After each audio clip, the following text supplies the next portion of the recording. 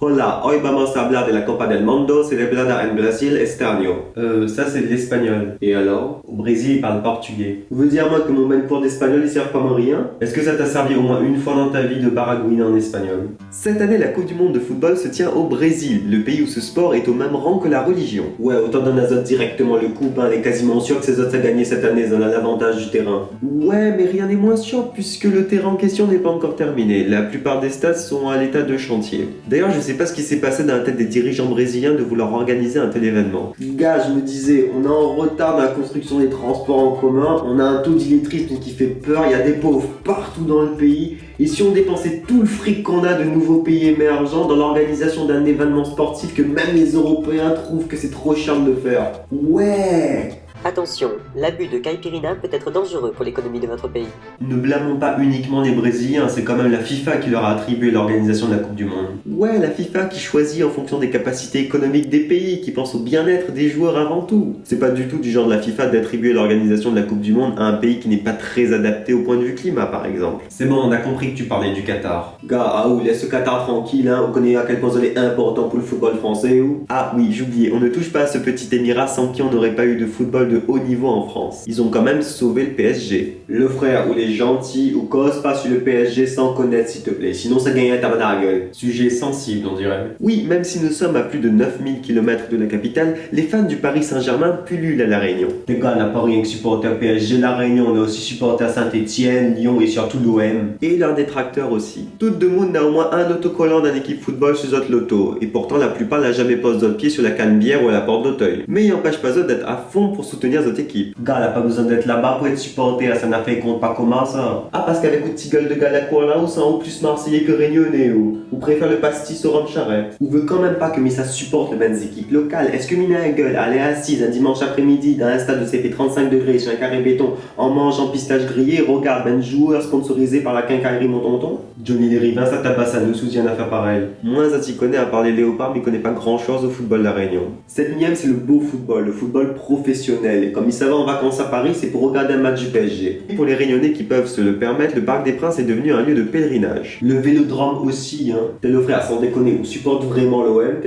Ou peut-être les secs ou quoi? Ah ou cause, pas s'il avait pas d'argent Zara, ou que l'équipe avait fini d'être reléguée en deuxième division. Heureusement, tous ces petits conflits qui existent entre supporters français disparaissent pendant la Coupe du Monde, puisque tout le monde est derrière l'équipe nationale. Ouais, si vous dit. Quoi fait? Non mais c'est pas comme si c'était ça gagner. Oh, faut pas être défaitiste, c'est quand même une équipe sympa.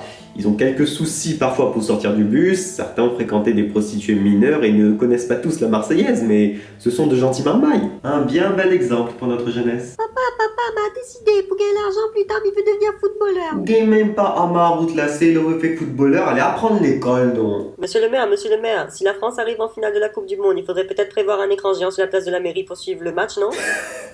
Vous étiez pas responsable de l'argent public gaspillé sous l'ancienne mandature, vous? Et pourquoi pas donner des jours de congé aux employés communaux les jours de match pendant qu'on y est? Pour profiter au maximum de l'événement, il y a deux solutions. Et encore une fois, c'est l'argent qui va être le facteur limitant. Si on a l'argent, on peut aller directement au Brésil. Oui, madame, normalement, votre mari aime pas voyager avec vous, mais là, parce que c'est la Coupe du Monde au Brésil, il trouve tout de suite l'argent pour aller saute la mer. Oh, un petit budget de 10 000 euros, il devrait suffire. Pour payer le billet d'avion, les matchs, la bouffe, l'hôtel, les prostituées. Mesdames, si j'étais à votre place, je ne laisserais pas mon compagnon partir tout seul avec ses copains au Brésil. C'est comme ce bon père de famille qui s'en va en voyage d'affaires à Madagascar et on découvre 3 ans après votre femme malgache et votre 3 enfants dehors. Non mais chérie, c'est pas que ne veut pas qu'on vienne avec nous, c'est qu'on s'emmerde à où. Il sera avec mon bon camarade, nous va parler de football toute la journée. Laisse pas un bonhomme aller tout seul. T'inquiète pas, tant qu'on est dans la piscine, dans l'hôtel et qu'on a un magasin autour, il trouvera un moyen occupé à moi. Et on a intérêt à rentrer tous les soirs dans le lit quand le match a fini. Esteu a procura de prostitutas. Si on n'a pas l'argent pour partir au Brésil, on peut toujours profiter des matchs avec coup de télé. Youpi. D'ailleurs, c'est pendant la Coupe du Monde qu'on rend compte bizarrement coup de télé il est trop petit pour regarder 22 bonhommes courir derrière un ballon. Gars, sur mon télé, le ballon c'est un petit pixel blanc. Il faut bien que m'y change, c'est pour la santé mon ben Dieu que m'y fait ça.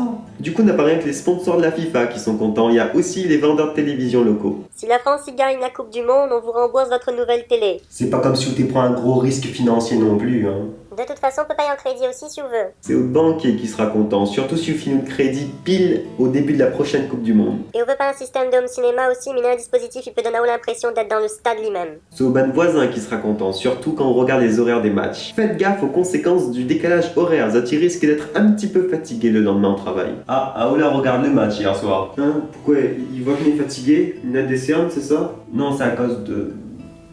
Laisse tomber. La productivité des entreprises risque de diminuer un petit peu durant cette période, mais pas que. Pourquoi il faut qu'il tombe toujours pendant la période du bac? Le taux de réussite au bac aussi. Gab, il comprend pas tout le tapage que l'on a autour du football. Il voit pas c'est quoi l'intérêt d'une affaire. C'est quand même un sport de beauf à la base, hein.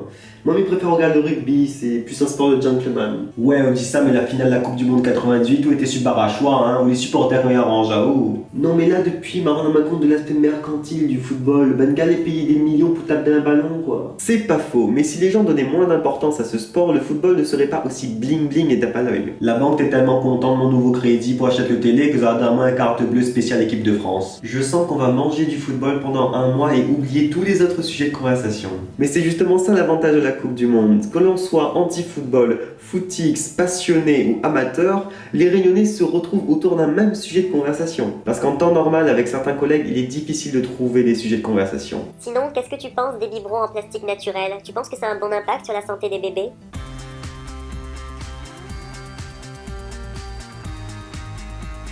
Fin de cette vidéo sur la Coupe du Monde, j'espère que vous l'avez appréciée. Vous pouvez comme d'habitude laisser un commentaire, cliquer sur j'aime, partager cette vidéo avec vos amis. Vous pouvez aussi me suivre sur Facebook et sur Twitter.